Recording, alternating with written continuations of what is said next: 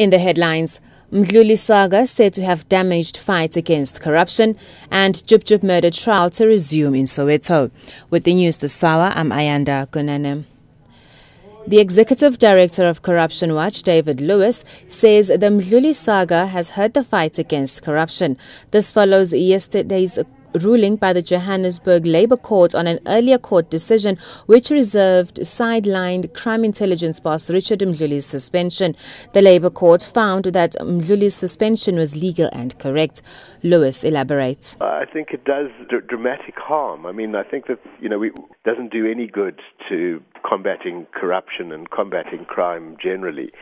And we stand by that. The Mdluli saga has now reached circus-like proportions, and we think it must be really impacting on morale in the police and performance of the police generally. ANC-NEC member and Human Settlements Minister Tokyo Sexwale has warned that none of the ANC's 86 NEC members are guaranteed to keep their positions in the party's top structure after the Mangaung Congress in 6 months' time. Sexwale was speaking in the Eastern Cape, where he spent the weekend holding a series of meetings with communities, traditional leaders, and addressing a church in Umtata.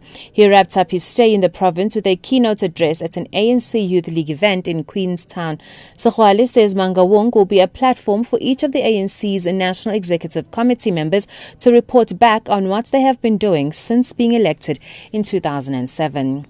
No one is assured what happens thereafter. The people will decide what to do with all 86 of us. Truly, that is what we are going for, to report back 86 of us what it is that we have done. No one owns that conference. No one can say, I have more power in that conference. It would be wrong. It would be dangerous in the ANC to do that. We go to that conference with an open mind, open hearts, to engage, to improve the ANC and make it a better organization than it was yesterday. The Democratic Alliance in Mpumalanga says it will report several suspected far-right groups to the Human Rights Commission. This follows a protest in Delmas last week. The protesters carried posters which displayed racial slogans. DA spokesperson Anthony Bernardi says that they contradicted the constitutional imperative that no person may unfairly discriminate directly or indirectly against anyone on the grounds of race. The march was organized in protest against the murder of a Delmas woman and baby. However, Bernardi says tragic incidents such as the double murder should never be used as a tool for the promotion of hateful and discriminatory ideologies. The murder trial of a musician, Molimo, Jub Jub and co-accused Themba Shabalala resumes in the Protea Magistrates Court today.